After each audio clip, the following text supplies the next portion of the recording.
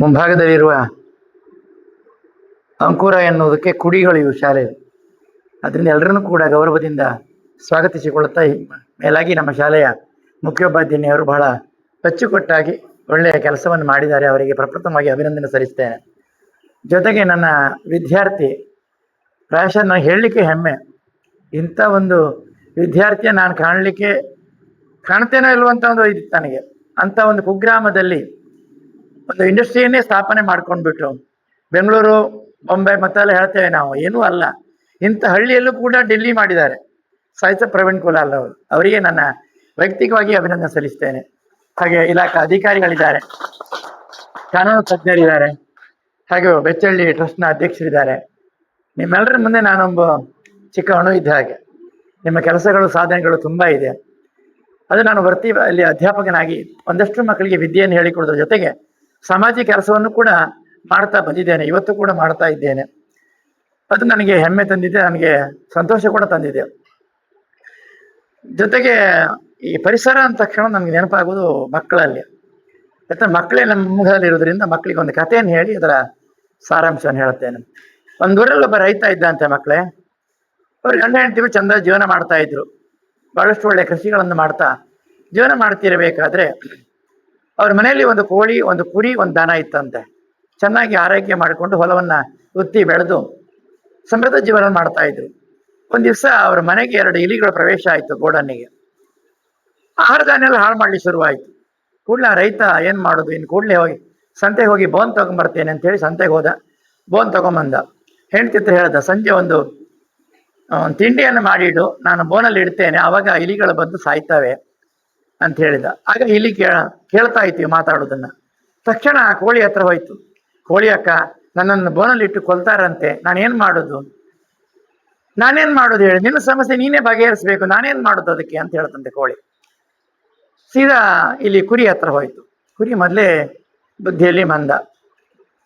ಕುರಿ ಅಣ್ಣ, ನನಗೆ ನನ್ನ ಯಜಮಾನ ಇವತ್ತು ಬೋನಲ್ಲಿ ಇಟ್ಟು ನನ್ನ ಕೊಲ್ತಾನೆ, ನಾನೇನ್ ಮಾಡೋದು ಅಂತ. ನನ್ನ ಹತ್ರ ಯಾಕೆ ಹೇಳ್ತಿ, ನಿನ್ನ ಸಮಸ್ಯೆ ನಿನಗೆ, ನನಗೆ ಅದೆಲ್ಲ ಗೊತ್ತಾಗುವುದಿಲ್ಲ, ನಾನು ಬರುವುದಿಲ್ಲ, ನೀ ಅಂತ ನೋಡ್ಕೋ ಅಂತ ಹೇಳ್ತಾನೆ. ತಕ್ಷಣ ಕೊಟ್ಟಿಗೆಗೆ ಹೋಯ್ತು, ದನದ ಹತ್ರ ಹೇಳಿತಂತೆ, ನನ್ನನ್ನು ಇವತ್ತು ಬೋನಲ್ಲಿಟ್ಟು ಕೊಲ್ತಾರೆ, ನಾನೇನ್ ಮಾಡೋದು. ಅಯ್ಯೋ, ನನಗೆ ಬೇಕಷ್ಟು ಕೆಲಸ ಇದೆ, ನಿನ್ನ ಸಮಸ್ಯೆ ನೀನ್ ನೋಡ್ಕೊಳ್ಬೇಕು, ನಾನಲ್ಲ ಅಂತ ಹೇಳ್ತಂತೆ. ಸರಿ, ಇಲ್ಲಿ ಬಂದು ಹೆಂಡತಿ ಹತ್ರ ಹೇಳ್ತು, ಹೀಗೆ ಮಾಡ್ತಾರೆ, ಏನ್ ಮಾಡ್ಲಿಕ್ಕಿಲ್ಲ ಅಂತ. ಆಗ ರಾತ್ರಿ ತಿಂಡಿ ಮಾಡಿ ಅವಳು ಬೋನಲ್ಲಿ ಇಟ್ಲು ರೈತನ ಹೆಂಡತಿ. 12 ಗಂಟೆ ಸಮಯ ಕಟಕ್ ಅನ್ನೋ ಶಬ್ದ ಆಯ್ತು. ಕೂಡಲೇ ರೈತ ಹೇಳದ, ಹೆಂಡತಿ ನೋಡ್ಕೊಂಡು ಬಾ ಅಂತ ಹೇಳಿದ. ಹೋಗಿ ನೋಡಿದ್ಲೆ ಅವಳು, ಆ ಇಲಿ ಬದಲಿಗೆ ಒಂದು ಹಾವು ಒಳಗೆ ಹೋಗಿತ್ತು. ಹಾವಿಗೆ ಕೂಡಲೇ ಸಿಟ್ಟು ಬಂತು. ರೈತನ ಹೆಂಡತಿ ಹೋಗುವಾಗ ಹಾವಿತ್ತು, ಏನು ತೆಗಿದ್ದು ಹಾವು ಕಚ್ಚಿ ಬಿಡುತ್ತೆ ಅವಳಿಗೆ, ವಿಷಪೂರಿತವಾದ ಹಾವು. ಕೂಡಲೇ ರೈತ ಓಡ್ ಬಂದ. ಕೂಡಲೇ ನಾಟಿ ವೈದ್ಯರನ್ನು ಕರೆಸಿದ. ನಾಟಿ ವೈದ್ಯರು ಬಂದು ಮದ್ದನ್ನ ಕೊಟ್ಟರು, ಸ್ವಲ್ಪ ಗುಣಮುಖ ಆಯಿತು. ಇನ್ನೊಂದು ವಾರ ಬೇಕು ಅಂತ ಹೇಳಿದ್ರು. ಆದರೆ ಇದ್ರ ಮೇಲಾಗಿ ಒಂದು ಕೋಳಿ ಸಾರು ಮಾಡಿ ಹಾಕ್ಬೇಕು ಅವಳು ವಿಷಪೂರ ಹೋಗ್ಬೇಕಾದ್ರೆ ಅಂತ ಹೇಳಿ. ಮಾರನೇ ದಿವಸ ಮತ್ತೇನು ಮಾಡಬೇಡ, ಇದೇ ಕೋಳಿಯನ್ನ ಸಾರು ಮಾಡಿ ಹಾಕಿದ್ದ. ಈ ರೈತನ ಹೆಂಡತಿ ನೋಡ್ಲಿಕ್ಕೆ ಊರವರೆಲ್ಲ ಬರ್ಲಿಕ್ಕೆ ಶುರು ಮಾಡಿದ್ರು. ಸಾಮಾನು ತರಬೇಕಲ್ಲ, ಏನ್ ಮಾಡುದು ಅಂತ ಹೇಳಿ ಆ ಕುರಿಯನ್ನ ಮಾರ್ಲಿಕ್ಕೆ ಹೊರಟ. ಕುರಿಯನ್ನು ಮಾರಿದ. ಇನ್ನೊಂದು ಸ್ವಲ್ಪ 6 ತಿಂಗಳಾಗುವಾಗ ರೈತನ ಹೆಂಡತಿ ಬೇರೆ ಕಾಯಿಲೆಯಿಂದ ಬಂದು ಸತ್ತು ಹೋಗ್ತಾಳೆ. ಆಗ ಅವಳ ಕಾರ್ಯ ಮಾಡ್ಬೇಕಾದ್ರೆ ಹಣ ಇಲ್ಲ, ಇನ್ನೇನ್ ಮಾಡುದಪ್ಪ ಅಂತ ದನವನ್ನು ಕೂಡ ಮಾರ್ತಾನೆ ಆ ರೈತ.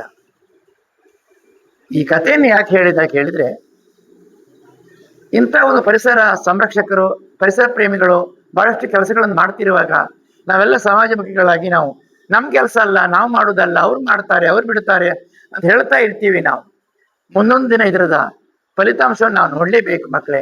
ಯಾಕಂತ ಹೇಳಿದ್ರೆ ಇವತ್ತೇ ಉಸಿರು ಸರಿ ಆಡ್ಲಿಕ್ಕೆ ನಮಗೆ ಗಾಳಿ ಬೆಳಕು ಸರಿಯಾದ ಸಿಗುತ್ತಾ ಇಲ್ಲ, ನೀರು ಸಿಗ್ತಾ ಇಲ್ಲ. ಯಾಕೆ ಕೇಳಿದ್ರೆ ನಮ್ಮಲ್ಲಿ ಗಿಡ ಮರಗಳಿಲ್ಲ, ಹಸಿರಾದ ಗಿಡಗಳು ಇವತ್ತು ಕಾಣ ಸಿಗುವುದಿಲ್ಲ, ಪೇಟೆಯಲ್ಲಂತೂ ಇಲ್ಲವೇ ಇಲ್ಲ. ಇವರು ಹೇಳಿದಾಗ ಲೈನ್ ಮ್ಯಾನ್ರು ಮತ್ತೊಬ್ಬರು ಇನ್ನೊಬ್ರು ಕಡಿತಾ ಇರ್ತಾರೆ.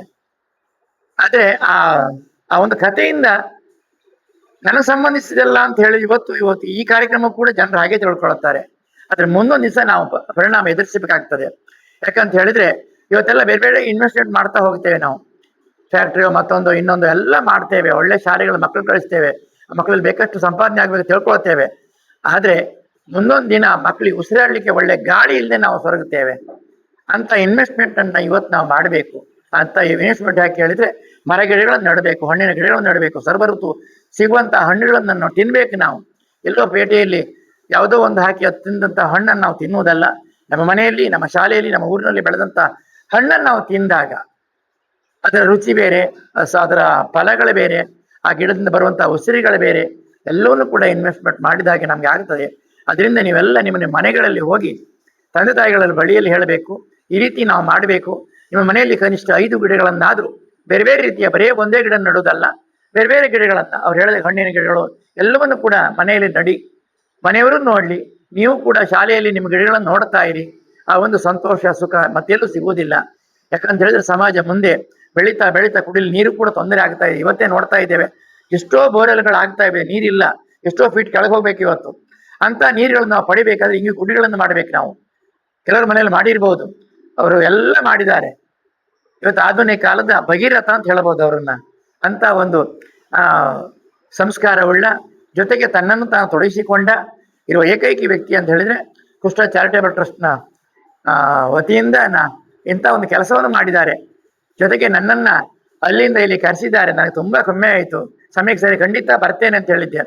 ಅದರಿಂದ ನನ್ನ ವಿದ್ಯಾರ್ಥಿಯೊಬ್ಬ ಇಂಥ ಒಂದು ಮಟ್ಟಕ್ಕೆ ಏರಿದ ನನಗೆ ನಾನು ಮಾಡಿದ ಪುಣ್ಯದ ಫಲವೇ ಅದರಲ್ಲಿ ಇರದೆ ಖಂಡಿತ ಅಂತ ಹೇಳ್ತಾ, ಈ ಒಂದು ಅವಕಾಶವನ್ನು ಮಾಡಿಕೊಟ್ಟ ಅವರಿಗೆ ವಿಶೇಷವಾಗಿ ಕೃತಜ್ಞತೆ ಸಲ್ಲಿಸಿಕೊಂಡು, ವಿಶೇಷವಾಗಿ ಕಾನೂನು ಪ್ರಾಧಿಕಾರದ ಸರ್ ಕೂಡ ನಮ್ಮೊಂದಿಗಿದ್ದಾರೆ. ಏನೆಲ್ಲ ಅವರ ಕಾನೂನು ಚೌಕಟ್ಟಲ್ಲಿ ಬರ್ತದೆ ನಮ್ಗೆ ಗೊತ್ತಿಲ್ಲ. ಅಂತ ಒಂದು ಇವರ ವೇದಿಕೆಯನ್ನು ಹಂಚಿಕೊಂಡಿದ್ದಕ್ಕೆ ನಾನು ಸಂತೋಷ ಆಗಿದೆ. ಸರ್ ಕೂಡ ಬಹಳ ಉತ್ತಮರು, ಅರಣ್ಯ ಇಲಾಖೆಯವರು, ಅವರು ಕೂಡ ನಮ್ಮೊಂದಿಗಿದ್ದಾರೆ, ಸಂತೋಷ ಆಗಿದೆ. ಸರ್ ಡಚ್ಚಳ್ಳಿ ಚಾರಿಟೇಬಲ್ ಟ್ರಸ್ಟ್ ತುಂಬ ಪೇಪರ್ ನೋಡ್ತಾ ಇರ್ತಾರೆ, ವಿಜಯವಾಣಿ, ವಿಜಯ ಕರ್ನಾಟಕದಲ್ಲೆಲ್ಲ. ಅವ್ರು ಯಾರಂತ ನನಗೆ ಇಲ್ಲಿವರೆಗೆ ಗೊತ್ತಿರಲಿಲ್ಲ. ಕೆಲವು ಸಲ ಹಾಗೆ ಕೆಲವು ಸಲ ಹಾಗೆ ಎಲ್ಲ ಮಾಡುವವರು ಕೂಡ ಪೇಪರ್ ಬರುವುದಿಲ್ಲ, ಗೊತ್ತೇ ಇರುವುದಿಲ್ಲ. ಯಾಕೆ ಕೇಳಿದ್ರೆ ದೇವರು ಕೂಡ ಹಾಗೆ ಎಲ್ಲ ಮಾಡ್ತಾ ಇರ್ತಾನೆ, ಅವನು ಕಾಣುವುದಿಲ್ಲ. ಅಂತ ಒಂದು ದೇವರು ಶಕ್ತಿ ಅವರಿಬ್ಬರಿಗೆ ಕೊಟ್ಟಿದ್ದಾನೆ. 2 ಕಣ್ಣುಗಳಾಗಿ ಈ ಸಂಸ್ಥೆಯನ್ನ ಮುಂತರಬೇಕು, ಜನರಿಗೆ ಉಪಯೋಗ ಬೇಕಂದ ನೆಲೆಯಲ್ಲಿ ಅವರು ಮಾಡ್ತಾ ಇದ್ದಾರೆ. ಅವರಿಗೆ ಒಳ್ಳೇದಾಗ್ಲಿ, ಶುಭವಾಗಲಿ. ಜೊತೆಗೆ ಮೇಡಮ್ ಕೂಡ ಅವರ ಸೇವೆಯಲ್ಲಿ ಉತ್ತಮವಾದ ಸೇವೆಯನ್ನು ಮಾಡ್ತಾ ಉತ್ತರೋತ್ತರದ ಶ್ರೇಯಸ್ಸು ಅವರಿಗೆ ಆಗಲಿ ಅಂತೇಳಿ ದೇವರು ಪ್ರಾರ್ಥನೆ ಮಾಡಿಕೊಂಡು, ಮಕ್ಕಳ ಭವಿಷ್ಯ ಉಜ್ವಲವಾಗಲಿ. ಮಕ್ಕಳೇ ಮುಂದೆ ನೀವು ಏನೆಲ್ಲ ಆಗ್ಬೋದು ಗೊತ್ತಿಲ್ಲ, ನಿಮ್ಮ ಕನಸು ಬೇಕು. ಆ ಕನಸನ್ನು ನನಸು ಮಾಡುವಂಥ ಶಕ್ತಿ ನಿಮ್ಮ ಹತ್ರ ಬೇಕು ಅಂತ ಹೇಳ್ತಾ, ಮಕ್ಕಳೇ ನೀವೆಲ್ಲ ಮನೆಗೆ ಹೋಗಿ ಹೇಳಿ, ನಿಮ್ಮ ಕನಸುಗಳನ್ನು ತಂದೆ ಹತ್ರ, ತಾಯಿ ಹತ್ರ ಹೇಳಿ. ಸಮಯ ಇರುವುದಿಲ್ಲ ಅವರಿಗೆ, ನೀವು ಅವರ ಸಮಯವನ್ನು ನೋಡಿಕೊಂಡು ಹೇಳಬೇಕು. ಕೆಲಸ ಇರುವಾಗ ನೀವು ಅವ್ರು ಕರೆದು ನಾನು ಹೇಳ್ತೇನೆ ಅಂತ ಹೇಳಬಾರ್ದು. ಅವರ ಸಮಯ ಮಾಡಿಕೊಂಡು ಪ್ರೀತಿಯಿಂದ ಅವ್ರಿಗೆ ಹೇಳಿದಾಗ ಖಂಡಿತ ಕೇಳ್ತಾರೆ ಮಕ್ಕಳೇ. ಅದರಿಂದ ನಿಮಗೆ ಭವಿಷ್ಯ ಒಳ್ಳೆಯದಾಗಲಿ ಅಂತ ಹೇಳ್ತಾ ನನ್ನ ಮಾತನ್ನ ಮುಗಿಸ್ತೇನೆ. ಎಲ್ರಿಗೂ ಶುಭವಾಗಲಿ, ಒಳಿತಾಗಲಿ.